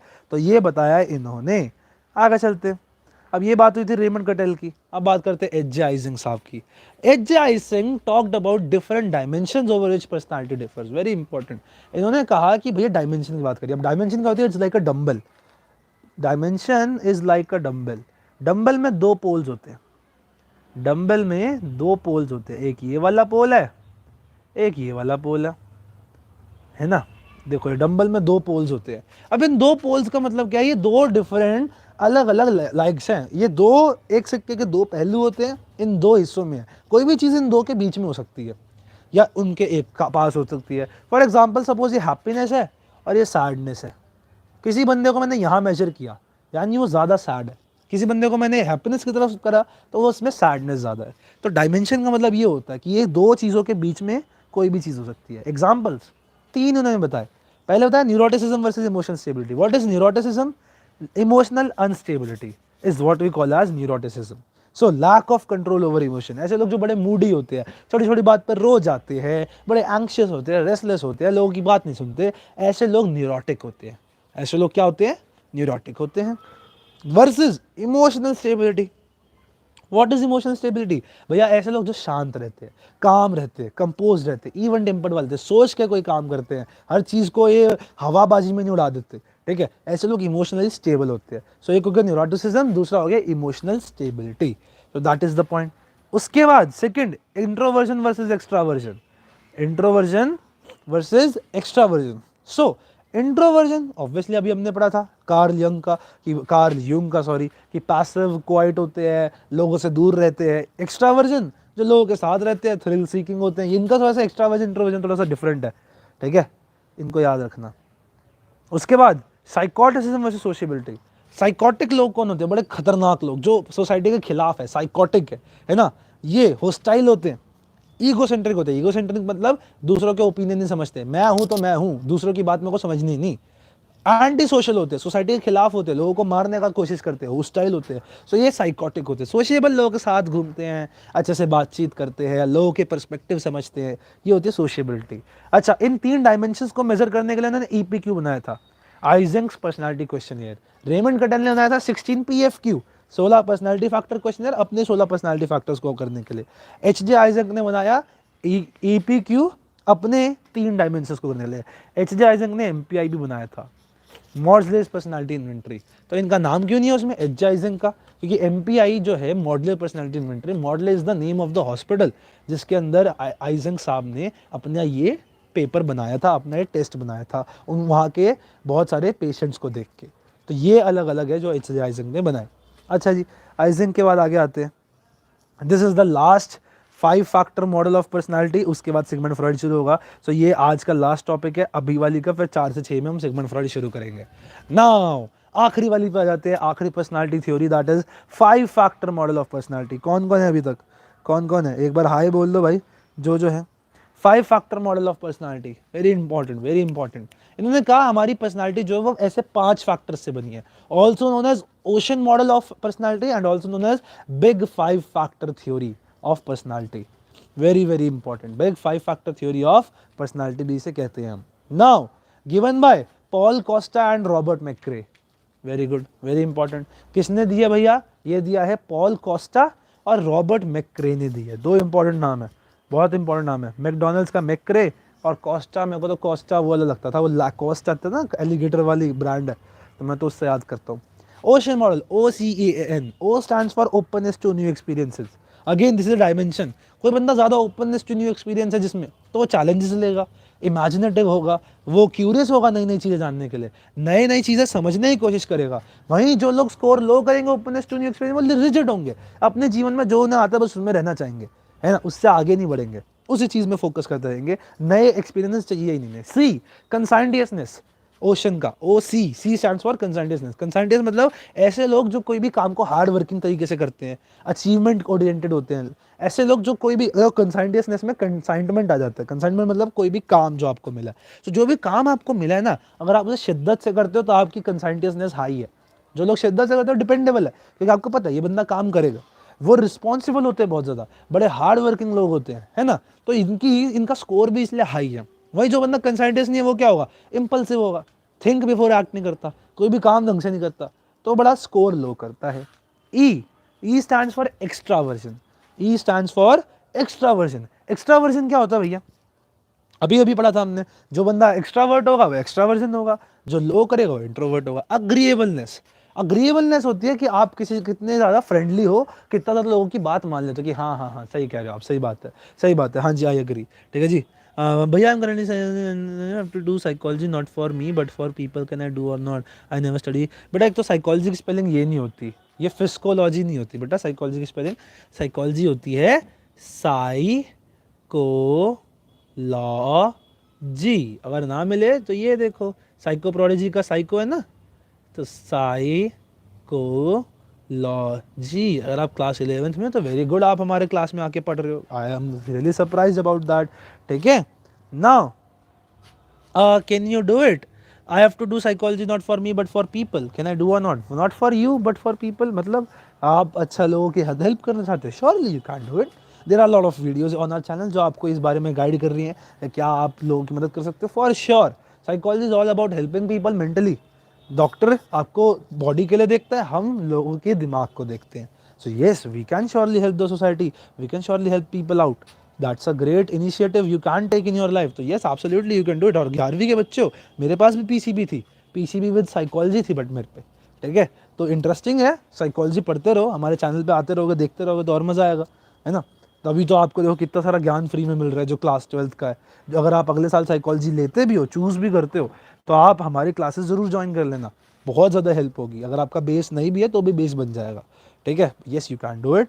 आगे जाके बीए साइकोलॉजी करो, बीएससी साइकोलॉजी करो, एमए करो, काउंसलिंग करना चाहते हो तो सीधा लग जाओ। But does India have psychology BSc good colleges? हाँ जी, it does have some BSc good colleges. आपको थोड़ा सा सर्च करना पड़ेगा। हमारे आप जाओगे psychoprodigy.in के ऊपर जाओगे तो वहाँ पे आपको ब्लॉग्स मिल जाएंगे बीएससी के गुड कॉलेजेस के, ठीक है। अच्छे अच्छे भी हैं काफ़ी, में क्राइस्ट के अंदर आई गेस बीएससी है ना। बट बीएससी ना करो तो बेटर है। अब मैं जानता हूँ आपका पर्सपेक्टिव है, साइंस वाले बच्चे हैं बीएससी करना चाहेंगे। मैं बीएससी के चक्कर में मर रहा था, लेकिन कुछ खास नहीं है बीएससी। और सच बात बताऊँ तो एक आप अपनी उसके पीछे ही मर जाओगे। किसके पीछे? आप बस अपनी इमेज के पीछे। तो इमेज के पीछे ना ही मरो तो ज़्यादा बेटर है। Simply go for what is better for you. BA psychology is a great course, और अब तो एनईपी भी आ चुकी है। It is bring research in BA psychology. तो there is no such point कि आप बीए के ऊपर बीएससी चूज़ करो। हाँ, घर वालों को बोलने में बस अच्छा लगता है, ठीक है। Yes you can do it, you can do BA. I am doing my BA, right? So yes you can do your BA. ना आगे चलते हैं ओशन मॉडल में, ठीक है जी। Dipanshu Bhattacharya, I am only PCB. It's okay, आप अगले उसमें 12th में जाके आप अप्लाई कर लो कि मैं साइकोलॉजी भी लेना चाहता हूँ, ठीक है। पढ़ने की टेंशन मत लेना, हमारी क्लासेस ज्वाइन कर लेना। तो अगर टीचर ना भी पढ़ाए तो हम तो है ही, ठीक है। अच्छा जी, मैंने क्या किया? I am doing my bachelors in psychology. I am doing my bachelors in psychology Deepanshu ji. I am in second year और मेरे पेपर आ रहे हैं, है ना भाई। फिर 6 महीने बाद मतलब मेरा नेक्स्ट सेमेस्टर शुरू हो जाएगा, उसके बाद मेरा थर्ड ईयर आ जाएगा, फाइनल ईयर। और फाइनल ईयर के बाद I will go for my MA in psychology and then I will do my MPhil in psychology, and MPhil के बाद I will become a clinical psychologist, और मैं professor बनना चाहता हूँ। That is my whole aim behind me. Agreeableness, आप लोगों की बात मानते हो तो हाँ हाँ, बड़े हेल्पफुल होगा। एक बंदा जो सबकी बात मानेगा, भाई काम कर देगा, हाँ भाई कर दूंगा, ठीक है। All the best, thank you बेटा, थैंक यू। नाउ कोऑपरेटिव होगा ऐसा बंदा, लोगों की मदद करने वाला, फ्रेंडली है, हाँ भाई अच्छी बात है, केयरिंग है। भाई जो लोगों की मदद कर रहे हो अग्रीएबल होता है, केयरिंग, हेल्पफुल, सपोर्टिव सब होता है। लेकिन जो बंदा अग्रीएबल नहीं है, बड़ा हॉस्टाइल है। ऐसे लोगों से मिला है जो आपकी बात नहीं मानते, किसी की बात नहीं मानते, बड़े मनूस लोग होते हैं वो, है ना। पागल लोग होते हैं, बड़े सेल्फ सेंटर्ड लोग होते हैं, बड़े कमीने होते हैं, है ना। अपनी अपने बारे में सोचते, लोगों के बारे में सोचते नहीं। तो ओशन में OCEAN बचा है, एन इज फॉर न्यूरोटिसिज्म। अरे न्यूरोटिसिज्म मतलब क्या है? जो बंदा and speed psychology in India. अच्छा जी, स्प्रेड बेटा, स्प्रेड, ठीक है। श्योरली श्योरली, हमारा साइकोप्रोलॉजी ज्वाइन करो भाई। We have a lot of courses for you guys, we have a lot of internship for you guys. आप आओ, you can bring a positive change. अभी तो हम बहुत सारा काम करने वाले हैं इसी फील्ड में, आगे बताता हूँ। न्यूरोटिसिज्म, स्कोर हाई करोगे तो आप न्यूरोटिक हो जाते हो। न्यूरोटिक मतलब इमोशनली अनस्टेबल, ऊपर पढ़ा था। स्कोर लो करोगे तो आप इमोशनली स्टेबल होगे, सिंपल सी बात है। ओशन मॉडल भी हमारा यहाँ पे ख़त्म होता है, और आज का लाइव लेक्चर अभी वाला एंड्स ओवर हेयर, ठीक है। या काफ़ी ख़राब लिख रहा हूँ, बेटर लिखता हूँ रुको। चलो, तो यहाँ पे एंड हो रखा है हमारे चैप्टर का, नॉट चैप्टर का ऑब्वियसली, बट आज अभी वाले लाइव स्ट्रीम का। अब मिलेंगे आपसे 4 से 6 वाले उसके अंदर, जिसमें हम सिगमंड फ्रॉइड के आगे सारा का सारा चैप्टर पढ़ेंगे। काफ़ी मज़ा आया। ये देखो, ये रहा हमारा शेड्यूल, ये रहा हमारा शेड्यूल आज का। चैप्टर 2 का वन शॉट पार्ट 1 अभी अभी हमने सरकार 9:30 से 11 बजे के बेहतरीन सा काम किया। We are doing it, we are doing. अरे वाह, खुशी स्टिल प्रेजेंट, वेरी गुड खुशी। हाँ जी, चैप्टर 2 का वन शॉट पार्ट 2 4 से 6 बजे होगा। आ जाना है, 2 घंटे खत्म करके मानेंगे हम। चैप्टर 2 के 100 MCQ लगाएंगे फिर रात को 10 से 12 बजे, ठीक है। काफ़ी जाम पैक्ड आज का दिन। फिर कल हम सिमिलरली कल भी करेंगे, चैप्टर नंबर 3 रिवाइज करेंगे, उसके बाद हम चैप्टर 3 के 100 क्वेश्चन लगाएंगे। आगे बढ़ेंगे, मेहनत करेंगे। मेहनत करने वालों की कभी हार नहीं होती भैया। एक चीज़ याद रखना, जीवन में कितनी भी फूटी किस्मत हो, लेकिन अगर आपने मेहनत करी है ना भाई, तो आपको कोई आपसे आपकी जीत आपसे छीन नहीं सकता। ये चीज़ याद रखना, ठीक है। तो इसके साथ इस लाइव स्ट्रीम को करते हैं यहीं पे and. Thank you so much, आप लोग आए। हाँ जी, हाँ जी बेटा, बोलो बोलो बोलो खुशी। चैप्टर 1 के नोट्स नहीं मिले आपको? चैप्टर 1 के बेटा मैं आपको अगेन बता दूं, those notes are not really available for free. अगर वो थे भी तो आई गेस आपको ना हमारी साइको प्रोडिजी वाली पे जाना पड़ेगा। वहाँ मैं दिखाता हूँ कहाँ मिलेंगे, मैं दिखाता हूँ कहाँ मिलेंगे। सो यहाँ गए आप, और यहाँ पे आपने सर्च किया, यहाँ आपने सर्च किया, देखो psychoprodigy.in, psychoprodigy.in। Good morning Vanshika ji. Good morning. यहाँ गए आप, अब यहाँ गए आप प्रोडक्ट्स में, ठीक है, प्रोडक्ट्स के अंदर आपको आ गई ये वाली साइकोलॉजी स्टडी मटेरियल वाली बुक। यहाँ पे ये देखो बाय नाउ है, और ये देखो download free first chapter PDF. देख रहे हो, first chapter is available for free for all of you. ये देखो, यहाँ गए, ड्राइव पे क्लिक किया, किसी भी आईडी से खोला आपने, मैं दिल्ली से हूँ बेटा, और ये देखो फर्स्ट चैप्टर का फ्री पीडीएफ आप लोगों के लिए। हाँ, चैप्टर 2 और 3 का बेटा आपको नहीं मिल पाएगा because it is available in this book. आप इसे अमेजोन से आप बाय कर सकते हो साइकोप्रोलॉजी की तरफ से। देखो ये रहा, पूरा first chapter is right over here, ठीक है, ऐसे ब्लैक एंड व्हाइट में हमारी बुक है, ISBN सर्टिफाइड है, so it's a pretty great book. आपने अमेजोन पे देखी हमारी बुक, देखिए आपने अमेजोन पे, ये देखो यहाँ पे buy now available at Amazon का बटन दिया, सो इस पे जाओगे ना तो ये देखो ये भी खुल जाएगा।